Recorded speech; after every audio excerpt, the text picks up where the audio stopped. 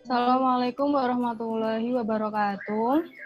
Kami dari kelompok 4 TI 2017A yang mengikuti mata kuliah Web Cerdas dan Big Data. Sini saya Dewi Ayu Pratiwi, NIM 005, dan ada teman saya yang bernama Ayu Faridotul Masruro, NIM 017, lalu ada Faras Aditya, NIM 032, dan ada Muhammad Husain Isron, NIM 065. Kami akan mempresentasikan dari adaptasi jurnal yang kami dapat, yaitu dengan judul jurnal penerapan algoritma K-nearest neighbor untuk prediksi kelulusan mahasiswa pada STMIK Sinar Nusantara Surakarta, yang diimplementasikan menjadi sebuah aplikasi berplatform Java dengan judul aplikasi Sistem Prediksi Kelulusan Mahasiswa UNESA. Pada penelitian ini, pada aplikasi yang dibuat, ini difokuskan untuk menerapkan perhitungan algoritma K-nearest neighbor atau KNN, yang mana nantinya bisa diharapkan sebagai alat bantu untuk memprediksi kelulusan mahasiswa. Kami memilih algoritma K-nearest neighbor karena KNN ini merupakan algoritma yang bisa digunakan untuk mengolah data yang bersifat numerik. Input dari sistem ini yaitu data sampel mahasiswa yang sudah dinyatakan lulus, yang akan digunakan sebagai data training dan data testing. Jadi nanti dalam data training terdapat data sampel mahasiswa. Dalam data training tersebut juga terdapat atribut, yaitu ada jenis kelamin, IP dari semester 1 sampai 5, pencapaian SKS, status kelulusan. Dan dalam data testing digunakan sebagai data untuk pengujian sistem yang status kelulusannya belum diketahui dan mempunyai atribut yang sama dengan data mining. Nanti untuk kelebihan dan kekurangan atas algoritma KNN akan dijelaskan di slide selanjutnya. Penjelasan singkat mengenai algoritma KNN. Algoritma KNN merupakan sebuah metode untuk melakukan klasifikasi terhadap objek baru berdasarkan K, tetangga terdekatnya. KNN ini termasuk algoritma supervised learning, di mana hasil dari query instance yang baru diklasifikasikan berdasarkan mayoritas dari kategori pada KNN. Kelas yang paling banyak muncul yang akan menjadi kelas hasil klasifikasi. Nah, adapun urutan algoritma KNN adalah sebagai berikut. Yang pertama, menentukan parameter K, yaitu jumlah tetangga paling dekat. Yang kedua, menghitung kuadrat jarak Euclidean atau Euclidean distance masing-masing objek terhadap data sampel yang diberikan dengan rumus sebagai berikut. Lalu yang ketiga, mengurutkan objek-objek tersebut ke dalam kelompok yang mempunyai jarak Euclidean terkecil. Dan yang terakhir yaitu mengumpulkan kategori Y atau klasifikasi nearest neighbor. Dengan menggunakan kategori mayoritas, maka dapat diprediksikan nilai query instance-nya.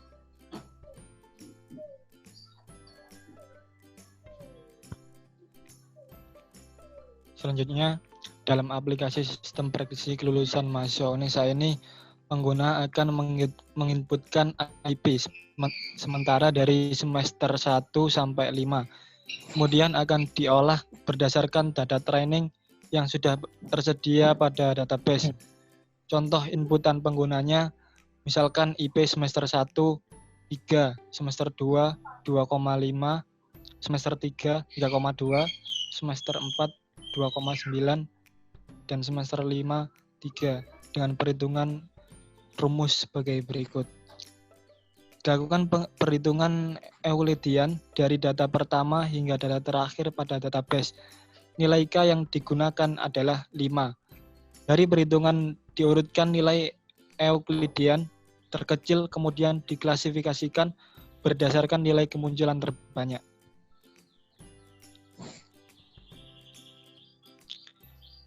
Berikut merupakan data testing error dari aplikasi dari 10 data awal mahasiswa yang telah diinputkan yang ada dalam database.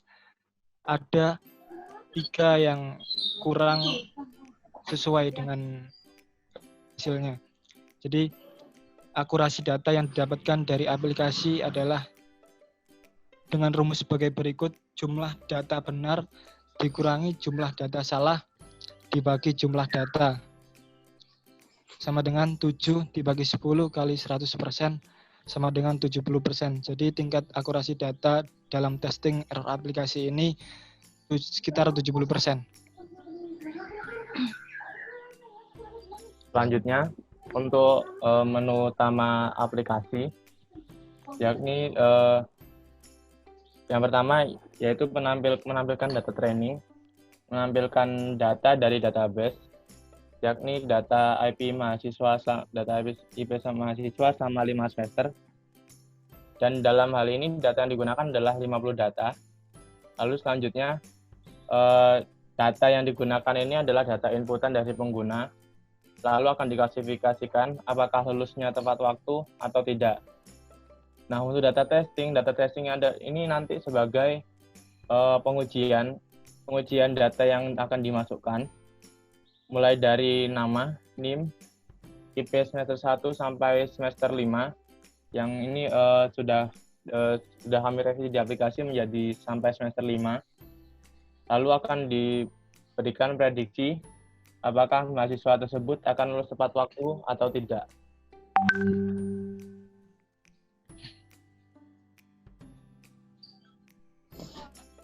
Di sini ada kelebihan metode KNN, yaitu kelebihannya ada 3. Yang pertama, KNN itu kuat terhadap training data yang messy dan lebih efektif di data training yang besar.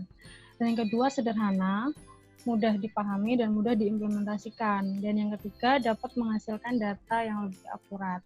Seperti yang sebelumnya itu datanya akuratnya yaitu 70% akurasinya. Untuk selanjutnya, kekurangan dari metode KNN. Yang pertama, KNN itu perlu menentukan nilai dari parameter K, jumlah dari tetangga terdekatnya itu ada berapa. Lalu yang kedua, biaya komputasi cukup tinggi karena perhitungan jarak harus dilakukan pada setiap query instance bersama-sama dengan seluruh instance dari training sample. Yang ketiga, sensitif terhadap data pencilan. Yang dimasukkan dengan sensitif terhadap data pencilan yaitu misalnya dalam suatu plot data diklasifikasikan ke dalam 2 bagian, A dan B. Data B terletak di tengah-tengah kumpulan data A. Nah, hal ini bisa menyebabkan hasil klasifikasi yang salah. Yang keempat, data yang digunakan harus banyak. Lalu yang kelima, waktu yang dibutuhkan untuk memproses algoritma yang lumayan lama. Untuk selanjutnya, akan didemokan program dari aplikasinya.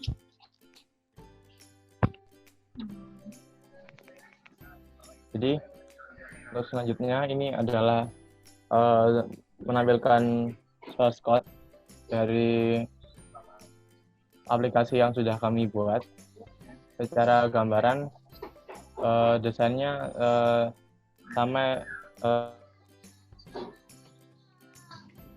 desainnya sebagaimana ditampilkan dalam PPT.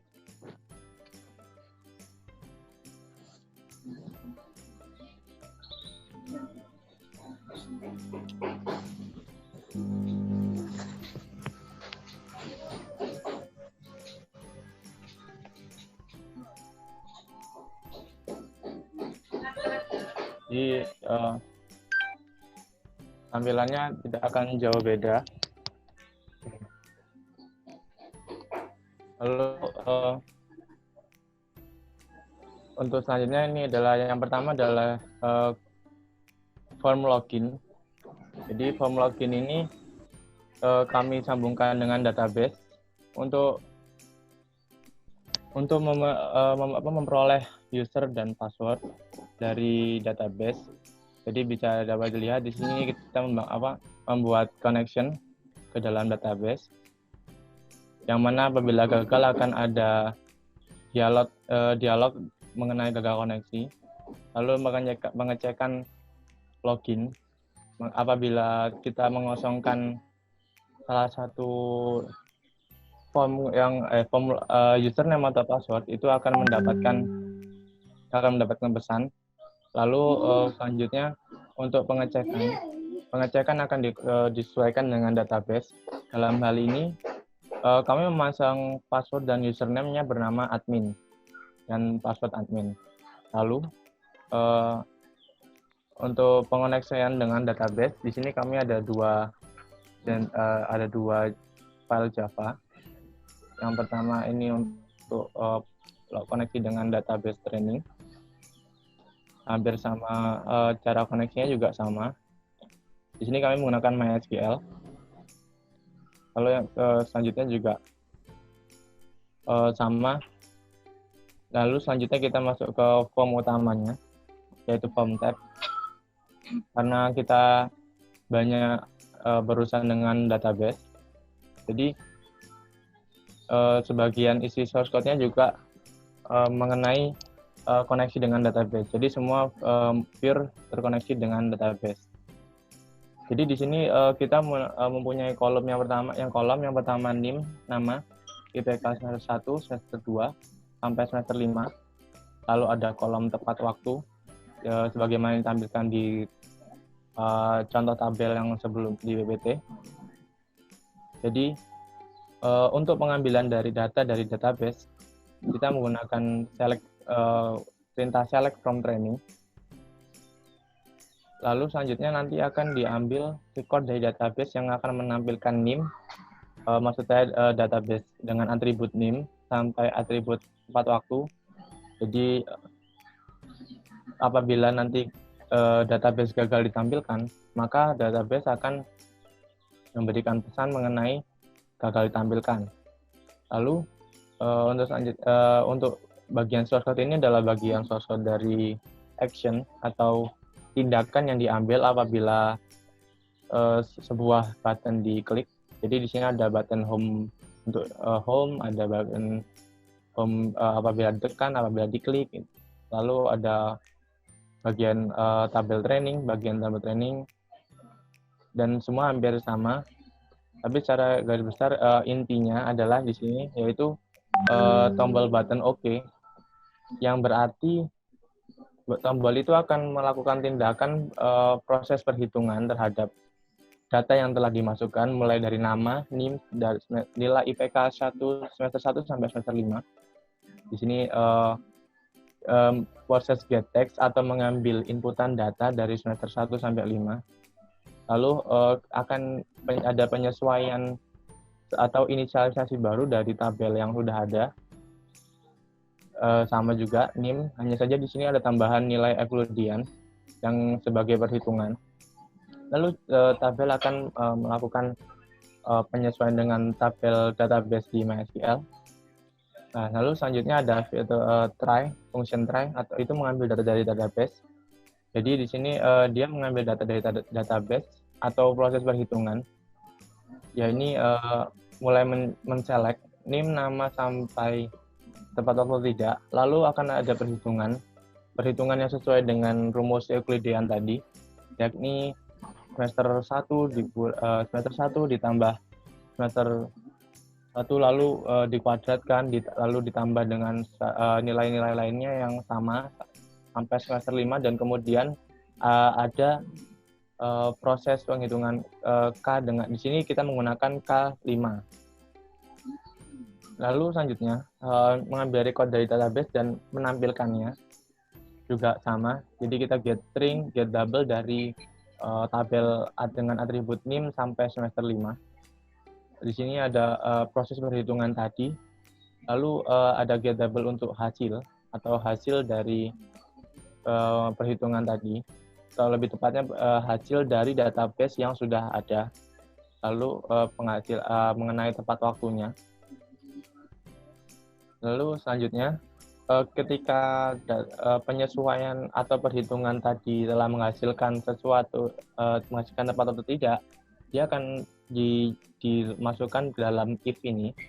Apabila ya itu sama dengan tepat, maka selain itu maka B++. Dan ketika hasil A+ dan B+ tadi itu kami masukkan kembali menjadi sebuah label, yaitu ketika A lebih besar, A lebih rendah daripada B, maka hasilnya akan terlambat.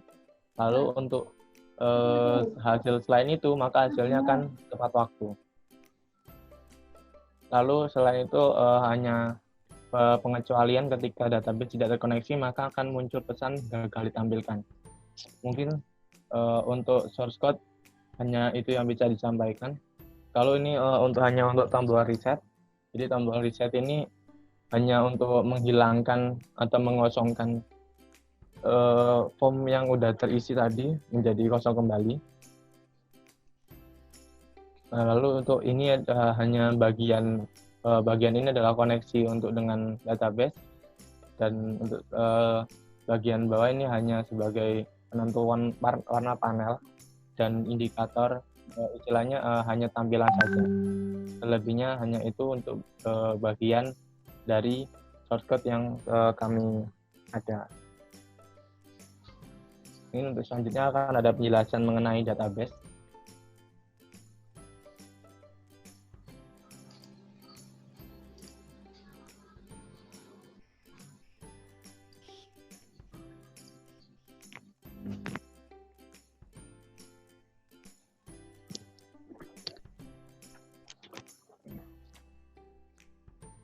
Oke, selanjutnya di sini saya akan menjelaskan sedikit tentang database yang kami gunakan. Kami menggunakan database SQL di sini. Kenapa? Karena bahasa pemrograman database SQL tersebut terstruktur dan mudah diintegrasikan dengan pemrograman Java. Kemudian kami juga menggunakan database data informasi yang tergolong sedikit. Jadi mudah jika menggunakan database pemrograman SQL. Kemudian untuk database-nya sendiri, ini kami namai database DB Training. Kemudian di dalam database tersebut, DB Training tersebut ada 3 tabel. Yang pertama tabel origin, kedua testing, dan ketiga training.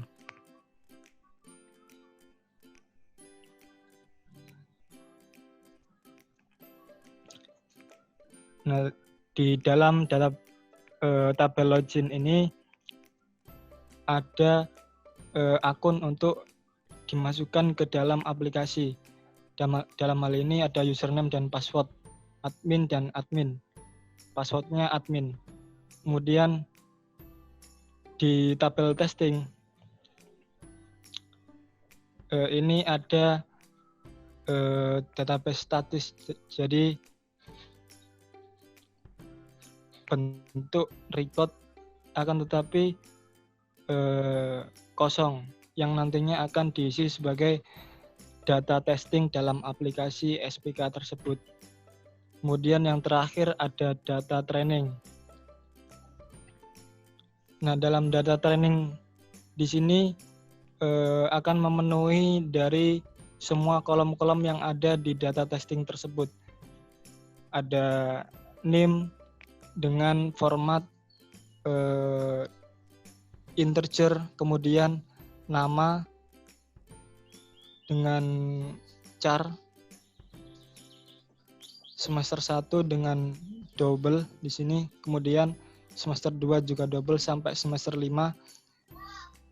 Kemudian kolom tempat waktu menggunakan char. Nah, itu tadi sedikit review dari database yang kami gunakan. Untuk selanjutnya, tampilan aplikasi juga pengetesan atau running dari aplikasi akan dijelaskan oleh teman saya.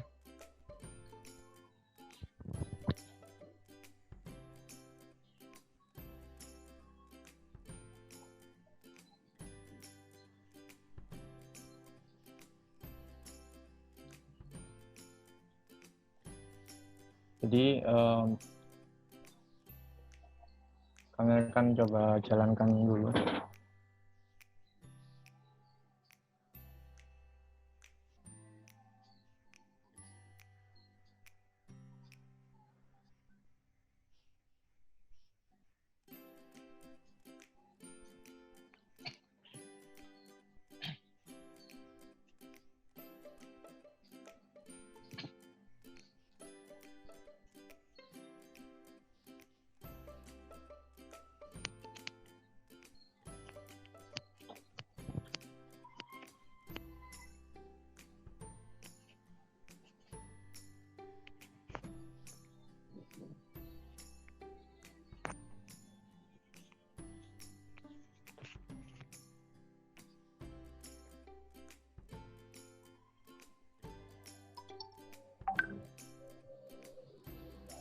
Di sini yang pertama kita masukkan username.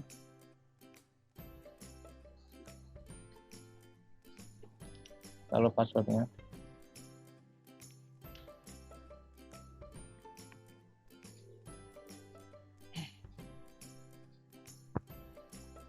Sebentar, mohon maaf ada kesalahan. Jadi yang pertama ini seperti yang kami tampilkan tadi. Yang pertama ada home, data training, data testing, lalu ada informasi penggunaan. Jadi yang pertama data training. Data training ini data yang sudah kami siapkan sebelumnya sebagai data pertama, mulai dari NIM, nama sampai tepat waktu, dari IPK semester 1 sampai semester 5. Lalu untuk data testing di sini adalah tempat sebagai tempat pengujian. Misalkan di sini saya masukkan nama saya sendiri. Lalu NIM untuk IPS semester 1 bisa disesuaikan. Semisal di sini saya masukkan angka yang pada umumnya. Misal 3,4, lalu 3,3, lalu 3,2 misalnya, lalu 3,5, lalu selanjutnya nilainya lebih drastis menjadi 3. Ini akan saya cek dan hasilnya adalah tepat waktu, di mana di sini di bawah ini terdapat tabel klasifikasi KNN. Klasifikasi KNN yang berarti tabel klasifikasi yang paling mendekati dengan nilai inputan tadi, karena sesuai dengan definisi dari KNN, yakni mengenai tetangga terdekat. Jadi bisa dilihat mengenai nilai yang sangat nilainya FLDN-nya mirip itu ada data dengan nama Abiata misalnya. Di sini dia memulai IPK semester 1, 3, 3,2, 3,2, 3,4, dan 2,9. Dan nilai FLDN-nya paling kecil, yang itu berarti mendekati. Tapi di sini hasilnya adalah tidak terlalu tepat waktu.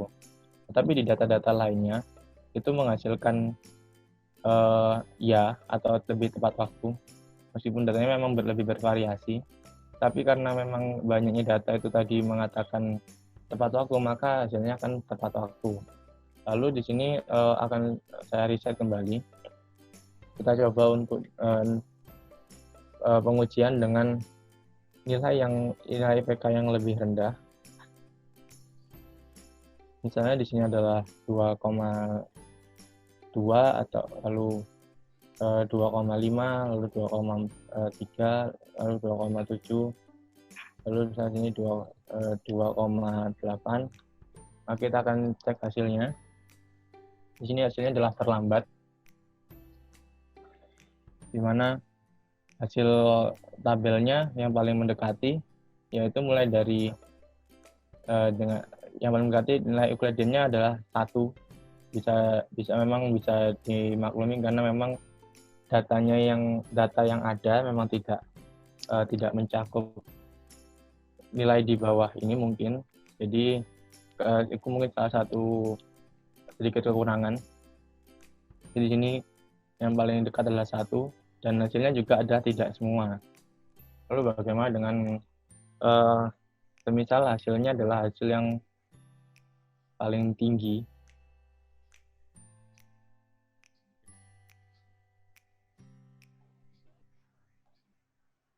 Nah, ya sama juga. Jadi yang data yang paling mendekati punya FLDN 0,2. Lalu ada nilai juga hampir sama, 4 semua. Jadi untuk 3 kali input kita punya hasil yang sesuai dengan data dari data training.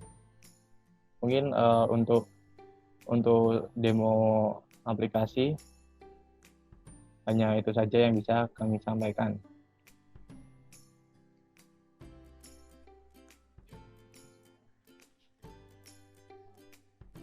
Mungkin cukup sekian presentasi dari kami. Kurang lebihnya kami mohon maaf. Assalamualaikum warahmatullahi wabarakatuh.